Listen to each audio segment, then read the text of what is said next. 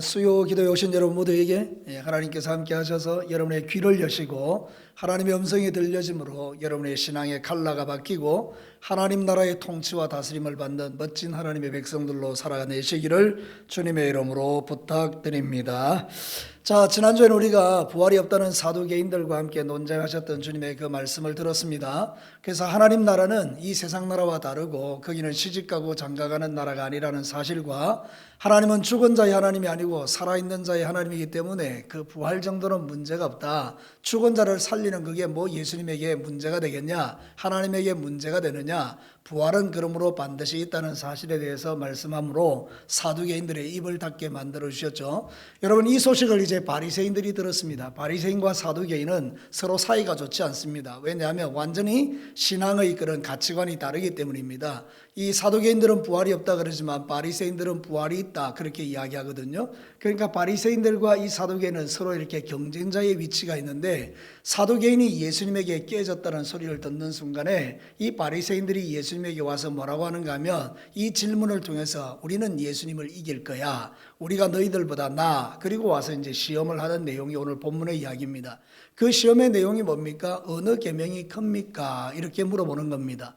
여러분, 이게 왜 시험이 되죠? 여러분, 이스라엘 백성들은 말이죠, 이 유대인들은 이게 이제 구약의 율법을 가지고 이렇게 모세오경을 중심으로 신앙생활을 하게 되는데, 이 모세오경에 들어있는 모든 말씀들이 두 가지로 되어 있거든요. 하라, 하지 말라. 이 하라는 게 몇 개인가 하면 248개예요. 이 248개는 우리 온몸의 기관의 구성 숫자와 똑같아요. 뼈마디 숫자 뭐 이런 거하고 다 포함해서 우리 온몸의 지체가 248개예요. 그래서 하라는 게 248개고요. 하지 말라라는 게 365개예요.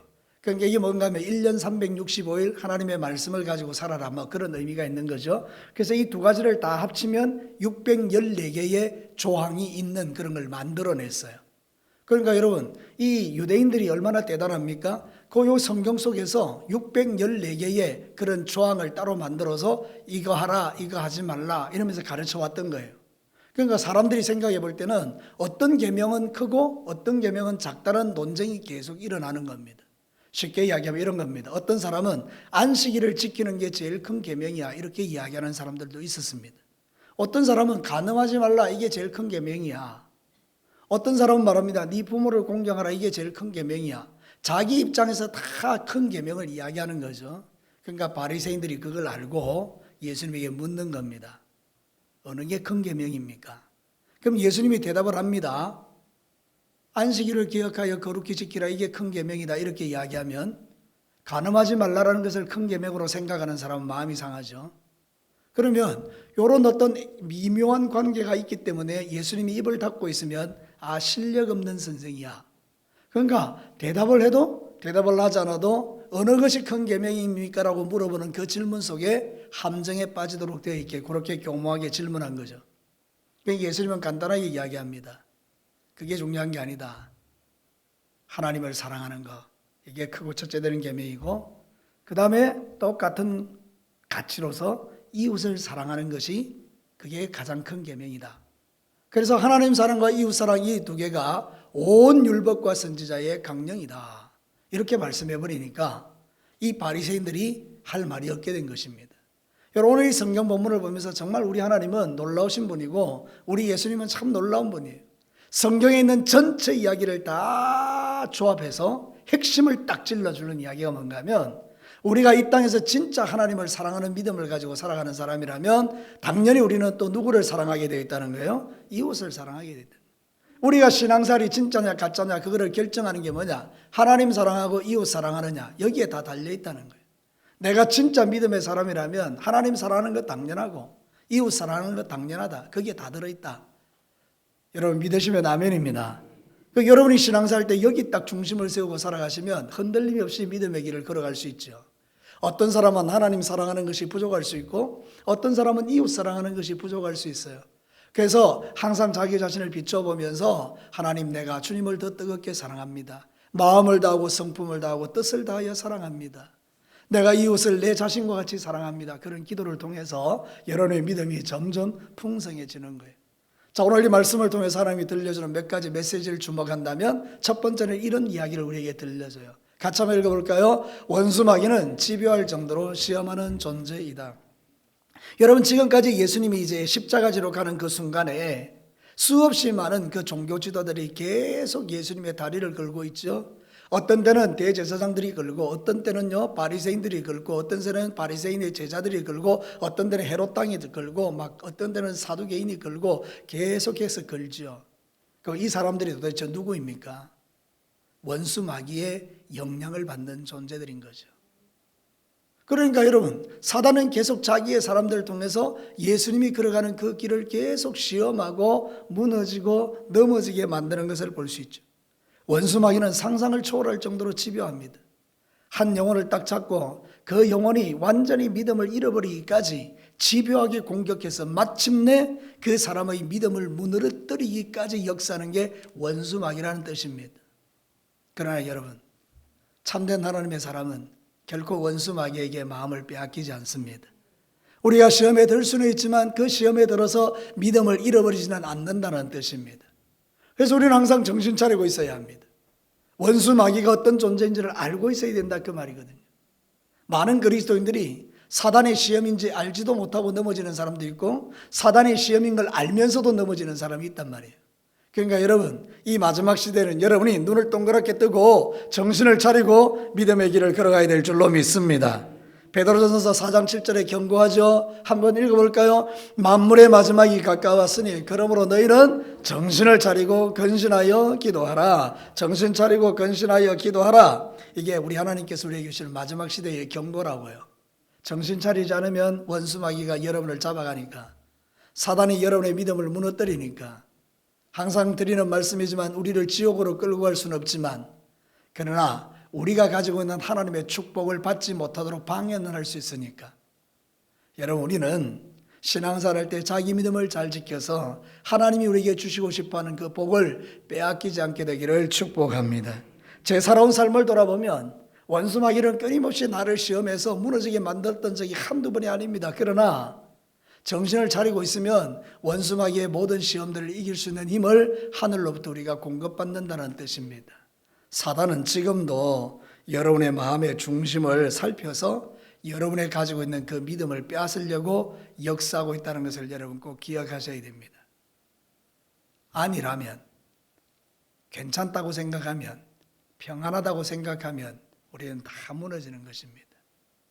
여러분, 전쟁을 막는 가장 강력한 방법은요, 가장 강한 무기를 갖고 있는 겁니다. 우리가 모든 무장을 다 해제해버리면 전쟁은 일어납니다. 왜냐하면 내가 지켜낼 능력이 없는데, 근데 여러분, 내가 지켜낼 능력이 있으면 전쟁은 일어나지 않는 것입니다. 여러분이 더 강해지기를 주의 이름으로 축복합니다. 그래서 주님 오시는 그날까지 주님이 주시는 그 사랑을 붙들고 믿음 안에서 굳게 서서 흔들리지 않는 여러분 되시기를 축복합니다. 마귀를 이기는 가장 간단한 방법은 내 안에 주의 사랑으로 가득 채우는 것입니다. 사랑이 가득한 자를 결코 원수 마귀는 이길 수 없습니다. 예컨대 하나님 사랑하는 마음이 가득하고 이웃을 사랑하는 마음이 가득한 사람에게 원수 마귀가 뭘로 시험하겠습니까? 여러분, 원수 마귀가 우리를 시험할 때 보통 관계를 깨뜨리는데요, 하나님과의 관계를 깨뜨리고 사랑과의 관계를 깨뜨리는데요, 마음 상하게 만들어서 우리를 무너지게 만드는데요, 하나님을 마음을 다하여 뜻을 다하고 성품을 다하여 사랑하는 그 사람을 어떻게 무너뜨립니까? 맞습니까? 이웃을 정말 사랑하는데, 내 몸같이 사랑하는데 그 사람을 무슨 수로 무너뜨립니까? 그러니까 여러분, 우리가 신앙생활 할 때 가장 중요한 것은 내 안에 하나님의 사랑을 가득 채우는 것입니다. 정신을 차리고 근신하여 깨어 기도하는 사람들은 하나님 사랑하고 이웃 사랑하는 것, 그 사랑으로 가득 찬 사람이 되기 때문에 여러분, 결코 마귀에게 여러분의 믿음과 복을 빼앗기지 않는 것입니다. 지금 혹시 여러분들 가운데 하나님 사랑하는 마음이 식어지셨습니까? 사단의 밥입니다. 이웃을 향한 마음의 미움이 가득하십니까? 사단의 밥입니다. 정신을 차리셔야 돼요. 내 안에 사랑이 식어지는 것이 위기예요.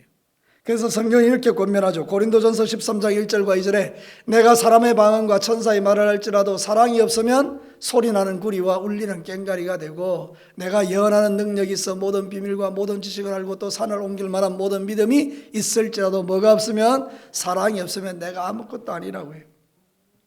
우리에게 있어서 가장 중요한 것은 사랑이에요. 사랑이 승리하게 하는 거예요. 저를 따라서 합시다. 사랑이 이기게 한다. 뭘 이긴다는 거예요? 원수마귀의 시험을 이기게 하는 거예요. 사단이 우리의 마음에 계속해서 하나님에 대한 의심을 줘도 우리는 하나님을 사랑하는 마음을 딱 붙들고 나가면 여러분 의심이 안 생기는 거예요. 부부간에 정말 뜨겁게 서로 사랑하면 제비족이 올 수가 없는 거예요. 이 제비족이라는 수준 높은 이야기를 아십니까? 부부 사이가 너무 좋으면 제비족이 들어올 수 없는 거예요. 그러나 부부 사이가 뭔가 이렇게 삐뚤어지면 중간에 비집고 들어와서 그런 존재들이 틈타는 거 아닙니까? 여러분 똑같은 거예요. 신앙생활 할 때 하나님과 우리 사이가 너무 단단하면 원수마귀는 어떻게 할 길이 없는 거예요. 여러분의 믿음이 좀 더 단단해지시기를 축복합니다. 이 마지막 때는요, 시험 드는 존재들이 제일 마시고요, 그냥 시험을 이기고 시험을 박살내고 시험을 뛰어넘고 시험 정도는 막 별것 아닌 것처럼 그렇게 믿음의 길을 걸어가야 되지. 늘 우리가 시험 들어서 신앙생활하면 손해보는 거죠. 혹시라도 여러분들 가운데에 시험 들어 있는 분들이 있다라고 여겨지거든 이 말씀을 기억하시고 시험 들지 마시고 오히려 그 승리하는 그런 믿음의 길을 끝까지 걸어가시기를 다시 한번 주의 이름으로 축복합니다. 시험을 이기는 비결은 내 안에 주의 사랑으로 가득하고 이웃을 사랑하는 마음으로 가득하면 여러분 시험은 떠나가는 것입니다. 자, 두 번째 메시지를 한번 들어보겠습니다. 같이 한번 읽어볼까요? 지식보다 귀한 것은 삶으로 살아내는 실천력이다. 자, 바리새인들의 율법사가 와서 어느 계명이 큽니까라고 물어볼 때 사실 이 바리새인이 예수님에게 끌어내고 싶은 답이 하나 있습니다. 그게 뭔가 하면 신명기 6장 5절의 기초에서 하나님을 사랑하는 것이 제일 큰 계명이라고 말하기를 원했던 거예요. 이게 왜 그런가 하면 이 지금 바리새인들은 말이죠, 예수님 시대에도 보면 말이죠, 하나님 사랑하면 이웃 좀 사랑 안 해도 괜찮다는 생각을 갖고 살았어요. 그 예가 뭔가 하면 고르반이에요. 고르반이 뭐죠? 네 부모를 공경해라, 이 계명이 있지 않습니까? 근데 이 사람들이 어떻게 이야기하는 건 부모를 공경하지 않으면서 고르반 하나님께 드림이 되었다 그러면 부모 공경은 좀 무시해도 된다 이렇게 생각한 거예요. 그러니까 여러분, 이 바리새인들은 그냥 하나님만 열심히 섬기면 나머지는 뭐 좀 안 해도 된다 뭐 이런 생각이에요. 더 극단적인 예를 들면 하나님 사랑하면 이웃 미워하는 거 그거는 괜찮다 이거죠. 그러니까 이 사람들이 가지고 있는 그 지식적인 것, 실제적인 삶의 영역에서는 실천하지 않는 이런 것들에 대해서 예수님은 그게 아니라고 말하는 겁니다. 그들의 생각에 동의하지 않는 것입니다. 그래서 오늘 성경 본문을 자세히 보면 이렇게 말합니다. 하나님을 사랑하는 것이 크고 첫째 되는 계명이다. 그와 같이 이웃을 사랑하는 것도 중요한 계명이라고 하나님 사랑과 이웃 사랑을 같은 선상에 놓습니다. 이 이야기는 뭐죠? 바리새인들에게 너희들의 믿음이 잘못됐다는 이야기를 하는 거예요. 우리는 하나님을 사랑하는 것만큼 남편도 사랑해야 합니다. 남편이 없으십니까? 여러분 하나님 사랑하는 만큼 아내도 사랑하셔야 됩니다. 하나님 사랑하는 만큼 여러분의 주변에 있는 사람들 사랑하셔야 됩니다. 그래서 그 사랑의 힘으로 우리가 이 땅을 변화시키는 것입니다. 그런데 하나님 사랑하니까 남편도 소홀히 하고 하나님 사랑하니까 아내도 소홀히 하고 하나님 사랑하니까 이렇게 하시면 안 된다는 거예요. 그래서 우리는 하나님 사랑하는 마음으로 남편도 사랑하는 거예요. 그것이 바로 하나님이 우리에게 주시는 계명이에요. 우리 성도들도 마찬가지예요. 함께 믿음의 길을 걷는 여러분들이 서로를 그렇게 사랑하셔야 된다는 거예요. 여러분의 옆에 있는 사람이 내 삶의 가장 귀한 동력자임을 알고 그를 진심으로 사랑하는 것, 이게 진짜라는 거예요.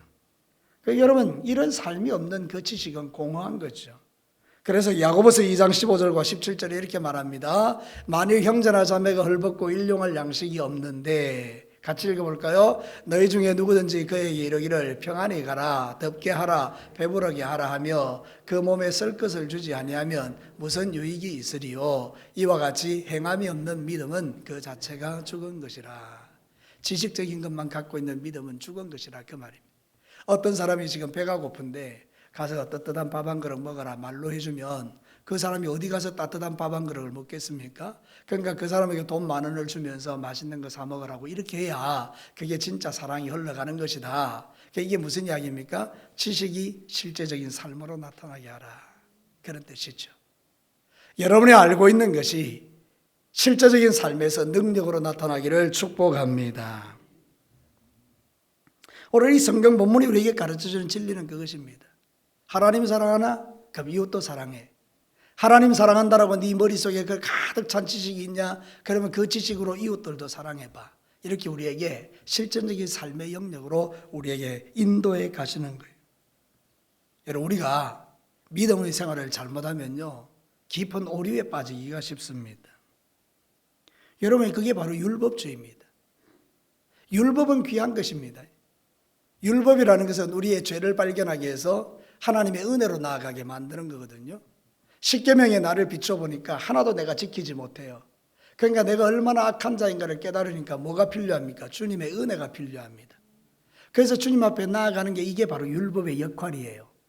그래서 여러분, 율법은 절대 나쁜 게 아닙니다. 그래서 여러분은 이 성경 말씀, 구약도 아주 귀히 여기고 구약 말씀을 계속 읽다 보면 하나님의 은혜가 더 깊이 깨달아져요. 요즘 제가 새벽에 호세아에 대해서 말씀하고 있는데 그 호세아서도 보면 막 하나님의 사랑이 철철철철 흘러 넘치거든요. 우리의 본질을 알아요, 하나님이. 온전하게 살아가지 못하는 내 본질을 알아요. 그래서 하나님은 우리를 당신의 사랑으로 덮어주시는 건데 율법은 괜찮아요. 뭐가 나쁜 거라고요? 율법주의가 나쁜 거예요. 율법주의는 뭐죠? 내가 아는 지식으로 다른 사람을 판단하고 평가하는 겁니다. 여러분이 주의를 잘 지키십니까? 그럼 잘하는 겁니다. 율법주의는 뭡니까? 내가 주의를 지키는데 주의를 지키지 않는 사람은 어떻게 하는 겁니까? 비판하는 것입니다. 정죄하는 것입니다. 자기 말이 집사가 되고 주의도 안 지키고. 그럼 이게 율법주의로 올라간 거죠. 여러분, 오히려 이렇게 되는 거죠. 하나님 사랑하고 이웃 사랑하는 사람은 나는 주의를 지키고 저는 지키지 못한다 그러면 그를 위해서 뭐 해줄 수 있는 거죠? 그렇습니다.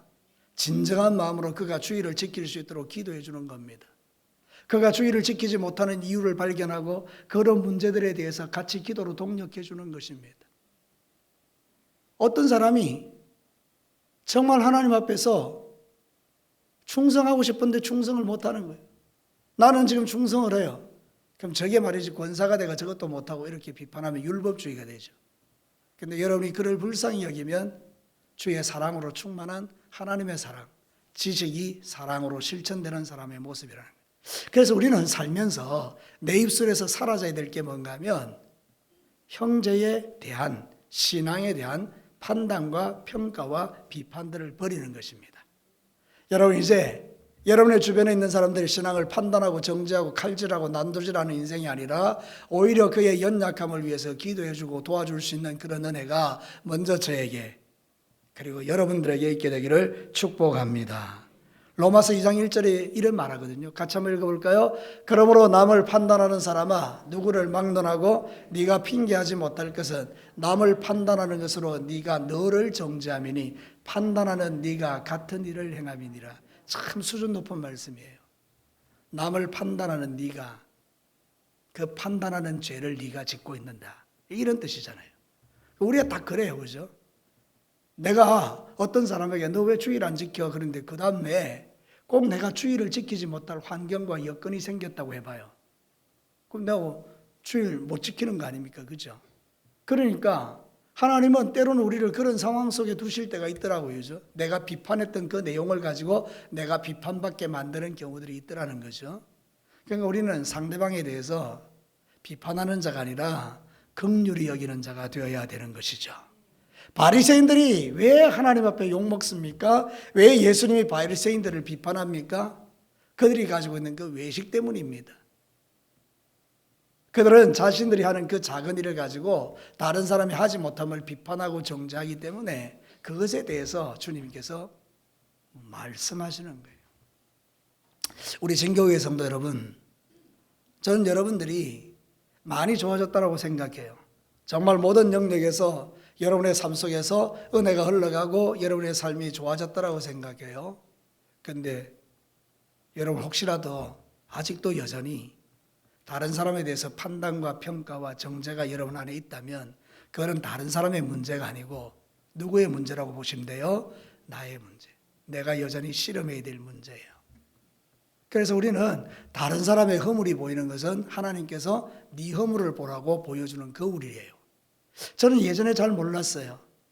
그런데 요즘 내가 계속해서 이렇게 하나님 앞에 이렇게 은혜를 받고 또 내 자신을 돌아보는 중에 하나님이 이전부터 계속해서 저에게 하시는 건 뭔가 하면 네 눈에 보이는 허물이 바로 너의 허물이다.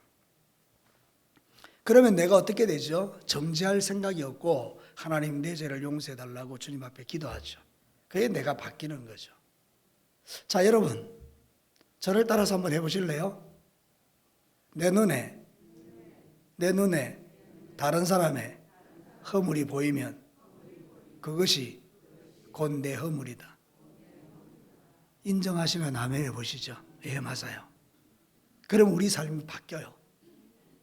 그걸 가지고 남을 지적하고 판단하고 평가하는 것이 아니라 내가 나를 돌아보게 되면 내가 알고 있는 지식이 삶이 되어서 나를 바꾸게 되고 그러면서 다른 사람을 긍휼히 여기게 돼요. 아, 얼마나 힘들겠는가.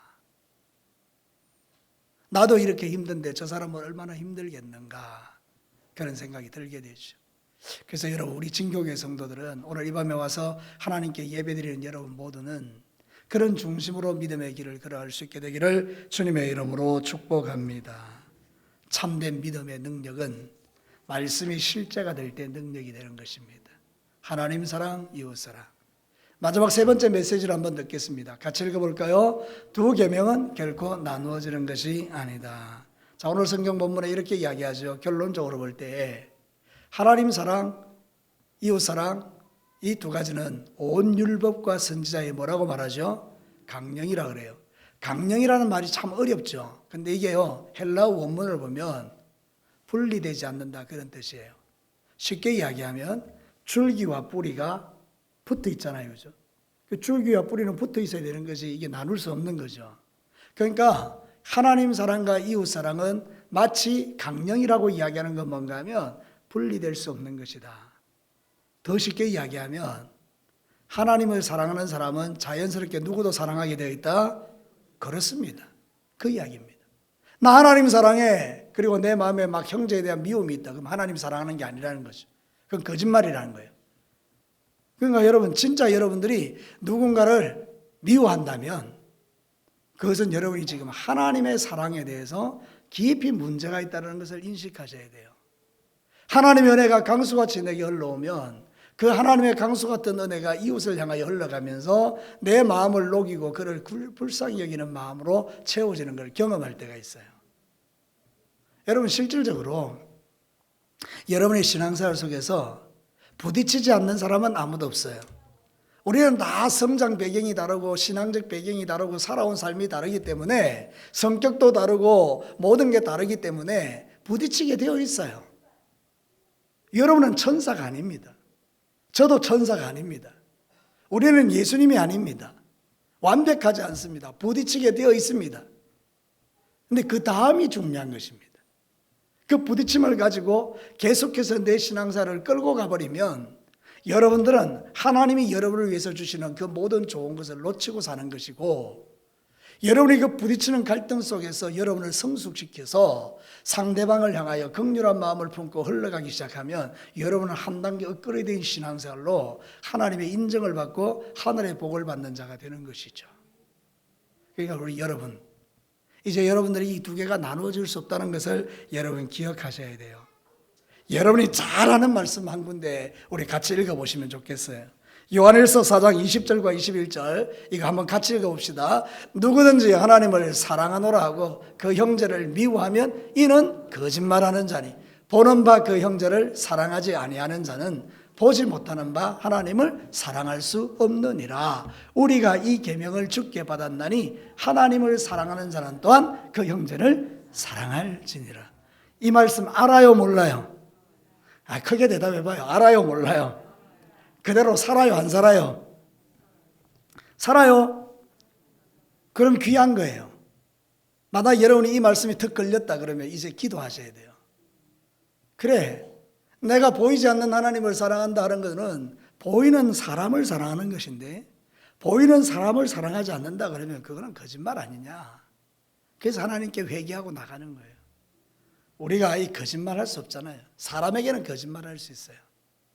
예를 들어서 그런 일은 없는데 남순 권사님, 내가 남순 권사님을 미워해요. 근데 내가 겉으로 아이고 권사님 이러면 이건 뭐예요? 뭐 하는 거예요? 거짓말하는 거죠.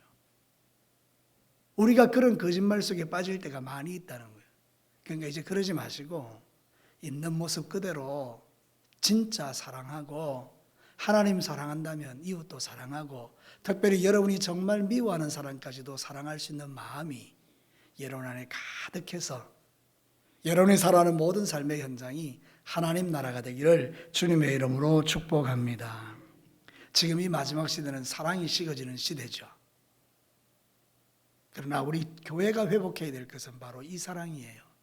하나님 사랑하는 마음 가지고 이웃을 사랑해서 우리 주변에 있는 많은 사람이 진교회 성도들의 사랑 때문에 감동할 수 있게 만드는 것, 그게 우리가 존재하는 이유입니다. 여러분, 우리 진교교회가 에스겔 48장에 나와 있는 그 47장이죠. 이렇게 성전으로부터 쭉 흘러나오는 물이 온 동네에 흘러가가지고 죽은 강을 살려내는 것처럼 이 진교교회에서 이 강단에서 쏟아지는 은혜의 말씀들이 여러분에게 생수가 되어 우리 진교교회에 죽어가는 많은 영혼이 살아나는, 이 지역의 죽은 자들이 살아나는 그런 교회가 될 수 있기를 주님의 이름으로 축복합니다.